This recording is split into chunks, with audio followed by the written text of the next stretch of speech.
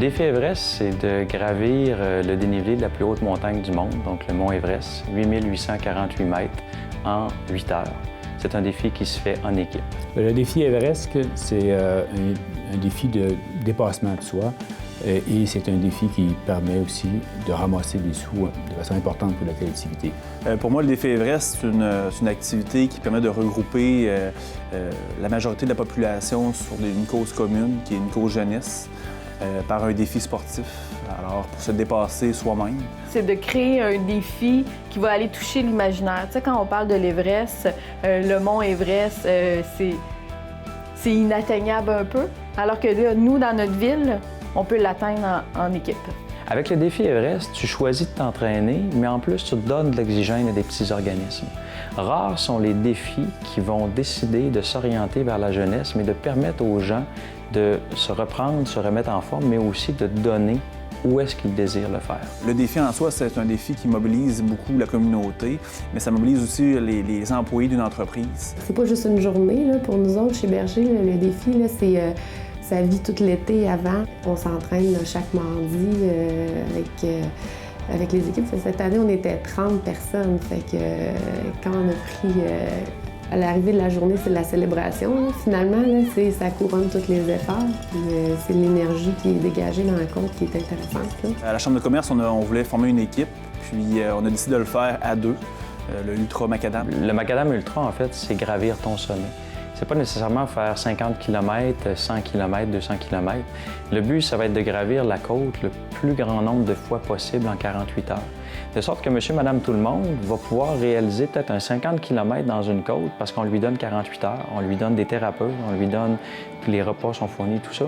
Donc, on met tout à sa portée pour qu'il permette de gravir la plus haute et la plus longue distance que jamais fait. L'école au sommet, c'est de permettre aux jeunes des écoles primaires de réaliser un Everest, 8848 mètres, le jour du défi et tout au long de l'année. Tout le monde a son Everest, tout le monde a son objectif. Moi, je vais avoir fait 142 montées, mais j'ai vu des gens faire 8 montées, puis l'effort de leurs 8 montées, puis leur réussite, puis leur parcours avant de réussir les 8 montées est, d'après moi, beaucoup plus grand que le mien. C'est beaucoup plus impressionnant, mais ça, on ne le sait pas. Hein? Ça appartient à chacun et c'est la beauté de l'histoire. C'est que tout le monde a son Everest en lui, puis tout le monde se fixe un objectif, tout le monde veut l'atteindre. Puis ça, c'est vraiment compris sur le site, puis on le sent. On voit des gens avec une canne, on voit des gens qui ont eu la sclérose en plaques, qui sont en train de grimper. C'est ça qui est impressionnant, c'est ça qui est beau. C'est une marée orange cette année qui montait, puis on sait que chaque personnage a son histoire, puis qu'il l'a amené là, puis qu'il l'accomplit pour ça. Moi, mon Everest, ça, moi, a commencé en 1994. Parce qu'à ce moment-là, j'ai fait successivement 2 infarctus et je subissais ce qu'on appelle l'insuffisance cardiaque. J'ai fait un arrêt cardiaque qui m'a amené à l'hospitalisation et au pontage. Et suite à ça, j'ai marché pour régénérer mon cœur. J'ai marché en moyenne 3 heures par jour, les années 96, 97, 98. Et ça a permis à mon cœur de se refaire des canaux et de se irriguer comme il faut. Et depuis ce temps, je fais des activités physiques comme je n'étais pas capable de faire à 50 ans. À partir du moment où on est capable de motiver ne serait-ce que 4-5 % des gens à se prendre en main, à s'activer, à bouger, je pense que la réussite est là. En médecine, on commence tout juste à comprendre. Je veux dire, là, les médecins vont prescrire de l'activité physique, ça aurait dû arriver bien avant, mais moi, je n'ai pas attendu ça pour le faire. C'est motiver les gens.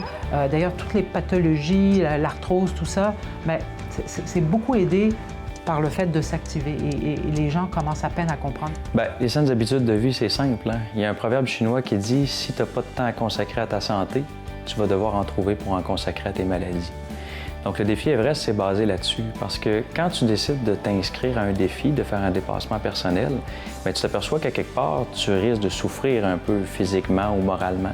Donc là, tout va changer dans ta vie. Tu vas réviser ton alimentation, tu vas réviser tes périodes de sport, tu vas te mettre à mieux dormir.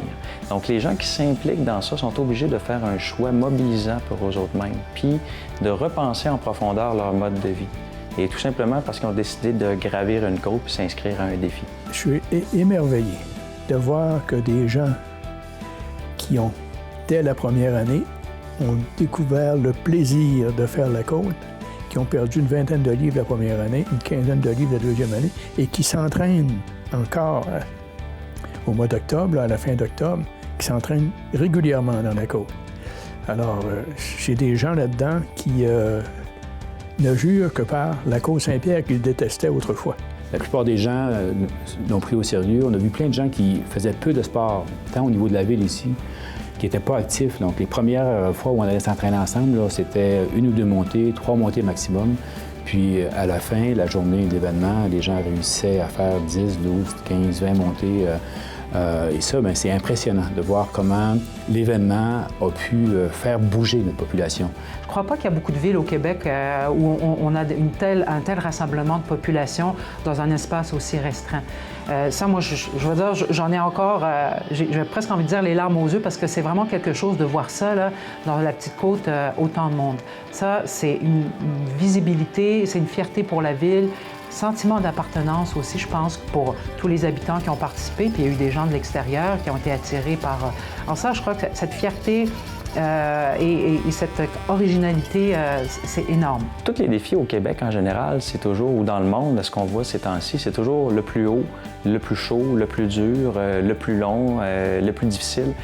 C'est-tu possible d'avoir juste du plaisir dans l'activité physique puis de faire que les gens se mettent en forme avec ça? Donc, le défi Everest, ça vise beaucoup la participation puis le plaisir. Donc, on t'offre de te dépasser au maximum puis d'aller au-delà de tes limites et plus loin encore. Le défi Everest, depuis le début, n'a pas cessé de grandir, en fait. Je pense que, de un, c'est parce que c'est une bonne idée, puis de deux, les retombées sont assez importantes pour que les gens continuent à s'impliquer. Fait que le futur du défi Everest est certainement très prometteur. On va peut-être avoir créé des petits bébés, puis que ça va continuer à redonner à d'autres communautés qui en ont besoin aussi. C'est une belle façon de se mobiliser. Oui, pour une cause jeunesse, mais aussi c'est entre nous. On peut parler, se regrouper. Fait que c'est une belle façon de voir. Fait que je pense qu'il va y avoir une longue... L'avenir pour le défi, là, il va être très, très long parce que c'est sûr, certain que je pense qu'il va y avoir du succès dans le futur. Quand on travaille en équipe, bien, ensemble, on fait des grands événements ou des grandes choses. Puis l'événement, bien, est vraiment un lien entre ça et la montagne. C'est vraiment le côté humain qui en ressort. Je pense que personne ne peut partir du défi sans avoir été touché par la vague de sympathie, par la vague d'entraide qui existe au Macadam. C'est ce qui est le plus extraordinaire, c'est la richesse de l'événement. Comment se préparer? Monter des côtes.